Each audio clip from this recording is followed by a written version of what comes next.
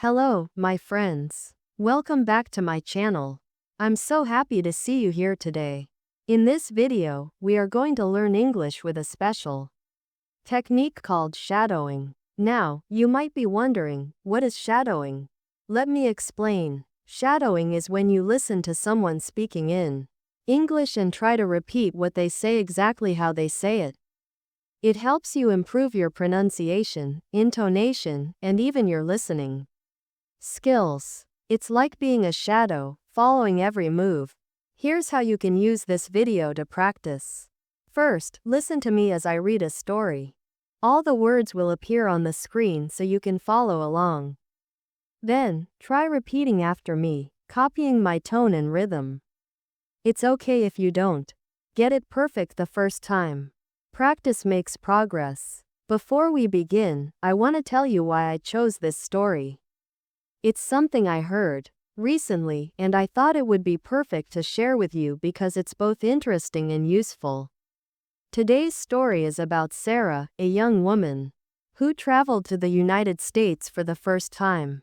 The story is written in clear, easy English, so you can focus on understanding the words and practicing your speaking. Here's what we'll do. I'll read the story slowly and clearly, and you can follow the words on the screen. Later, you'll have a chance to repeat the sentences with me. This is a great way to practice your listening, speaking, and even reading skills all at the same time. Are you ready to hear Sarah's story? Let's begin. This is the story. I am at the airport right now, and I feel so excited. Today is the day. I am flying to New York City for the first time. I have my ticket, my passport, and my bags. Everything is ready. I arrive at the check-in desk and hand my ticket to the lady. She smiles and says, "Here is your boarding pass. You are in seat 17C. Have a good flight." "Thank you," I say.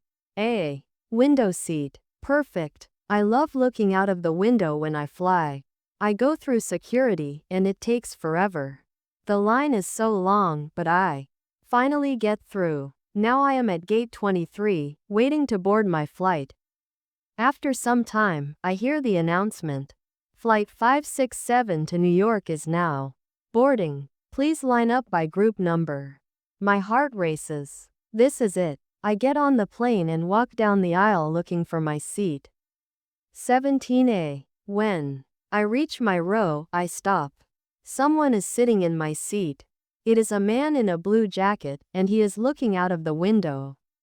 I feel nervous, but I say, "Excuse me, sir. This is my seat." He looks at me, surprised. "Oh," he says, "are you sure? Let me check my ticket." He pulls out his ticket and looks at it.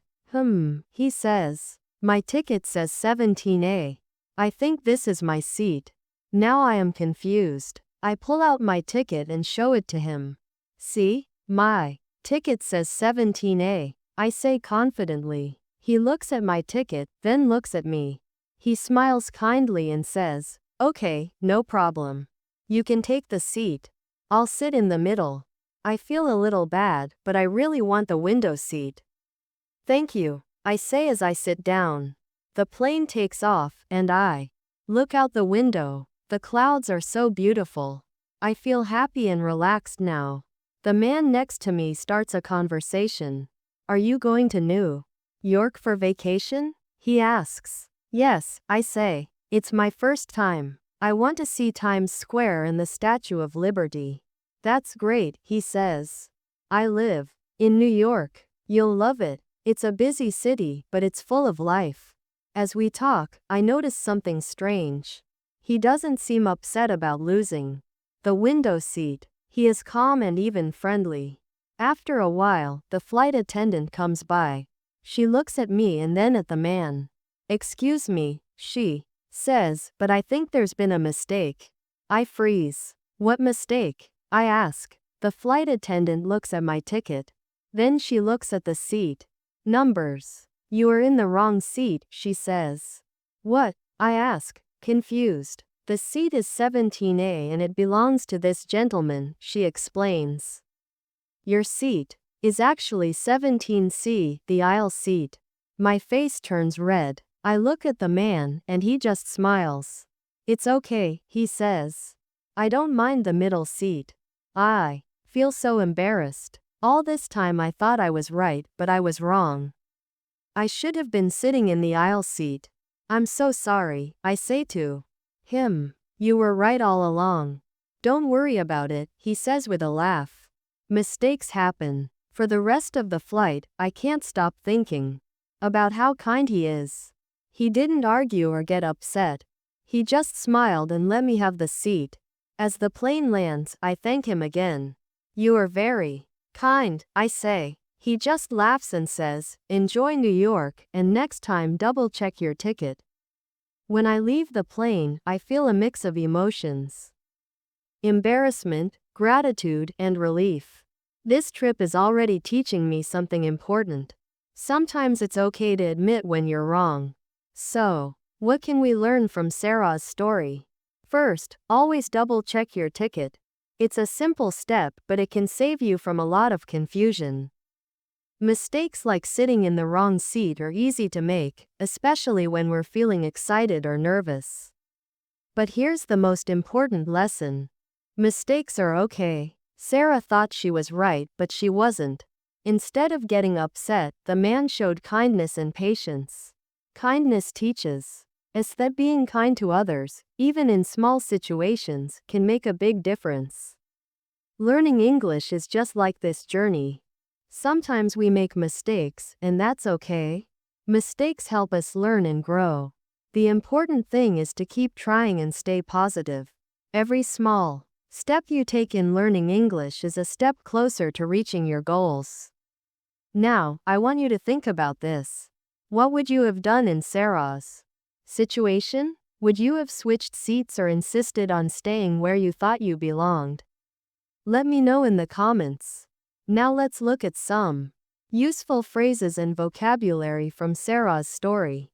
These are words and expressions you can use when you travel or even in daily life.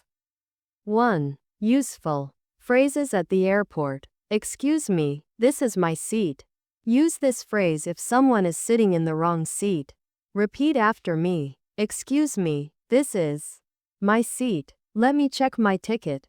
A polite way to confirm your seat or other travel details. Repeat after me. Let me check my ticket. Have a good flight. A friendly way to wish someone a safe and pleasant trip. Repeat after me. Have a good flight. 2. Vocabulary for travel. Boarding pass. This is the ticket you need to get on the plane. Boarding pass. Example. I showed my boarding pass at the gate. Window seat, middle seat, aisle seat. These are the 3 types of seats on a plane. Window seat, middle seat, aisle seat. Example. I prefer a window seat because I love the view. Security check. Security check. The process where airport staff check your bags and ID. Security check. Example. The security check took a long time today. Gate. The area where you wait to board your flight. Gate. Example. My flight is boarding at gate 23. 3. Phrases for polite conversations. Don't worry about it. A kind way to say that everything is okay. Don't worry about it. Example. I said sorry for the mistake. And he replied, don't worry about it. Mistakes happen. A comforting phrase to remind someone that it's normal to make errors. Mistakes happen. Example. When I sat in the wrong seat, the man said, mistakes happen. Enjoy your trip. A positive way to wish someone well on their journey. Enjoy your trip. Example. The flight attendant said, enjoy your trip. Practice time. Let's practice some of these phrases together. Repeat after me. Excuse me. This is my seat. Let me check my ticket. Don't worry about it. Mistakes happen. You great job. Remember, these phrases are very useful. When you travel, try using them the next time you fly or even in other situations where you need to speak politely. Thank you so much for practicing with me today. I hope you enjoyed Sarah's story and learned something new. Remember, you can watch this video as many times as you want to practice.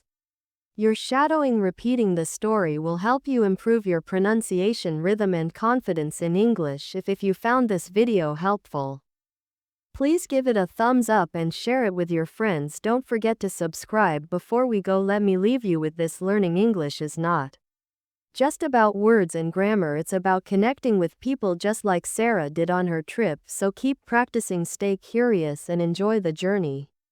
See you in the next video.